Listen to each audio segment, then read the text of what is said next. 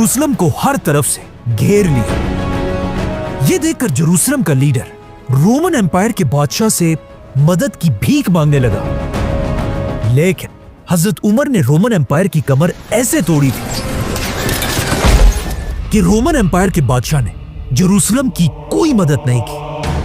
ये देखकर जेरूसलम के लीडर ने ऐलान किया कि अगर खलीफा उमर खुद मेरे पास आएगा तो मैं जेरूसलम बगैर किसी जंग के मुसलमानों के सामने सरेंडर कर दूंगा। जब हजरत उमर को मदीना में इस बात का पता चला, उन्होंने फौरन मदीना में हजरत अली को अपनी जगह मुसलमानों का लीडर बनाया और खुद जेरूसलम की तरफ रवाना हुए।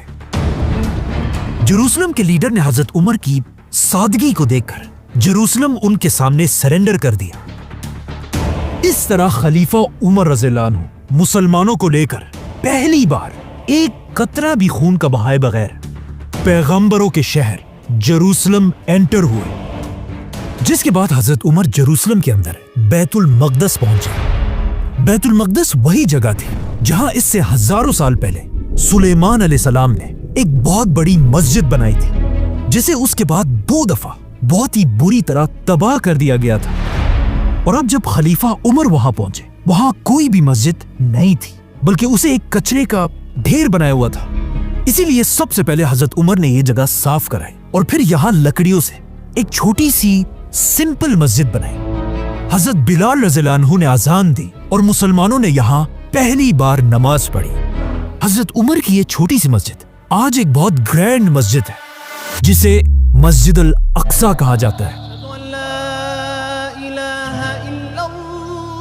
हजरत उमर के बाद मुसलमानों के नए खलीफा हजरत उस्मान बने, जिन्होंने जेरूसलम शहर को और भी डेवलप किया। यहाँ बड़े बड़े कुएं बनाए और नई सड़कें बनाई। और हजरत उस्मान के दौर में फलस्तीन और इस सारे इलाके के गवर्नर का नाम मुआविया रज़ियल्लाहु अन्हु था। हजरत उस्मान के बाद मदीना के सारे मुसलमानों ने अपना नया खलीफा हजरत अली रज़ियल्लाहु अन्हु को बनाया।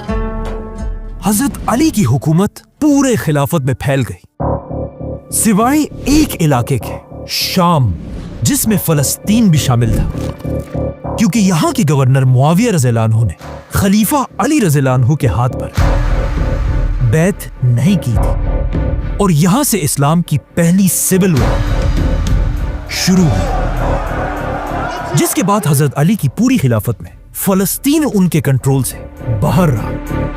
हजरत अली के बाद मुसलमानों ने अपना नया खलीफा हजरत हसन रज़ियल्लाहु अन्हु को बनाया, लेकिन जैसे ही हजरत हसन यहाँ खलीफा बने, वहां मुआविया रज़ियल्लाहु अन्हु ने अपनी खिलाफत की बैत लेना शुरू की।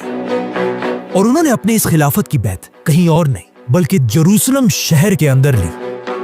इसके कुछ ही अरसे बाद हजरत हसन रज़ियल्लाहु अन्हु ने आखिर मुसलमानों की इस सिविल वॉर को खत्म करने के लिए अपनी खिलाफत छोड़ दी, जिसके बाद हजरत मुआविया पूरी दुनिया के मुसलमानों के नए लीडर बने और मुसलमानों में एक खानदान की हुकूमत शुरू हुई, बनु उमैया। हजरत मुआविया के बाद उनका बेटा यजीद बादशाह बना और यजीद के बादशाह बनते ही मुसलमानों में एक बार फिर एक बहुत बड़ी सिविल वॉर शुरू हुई।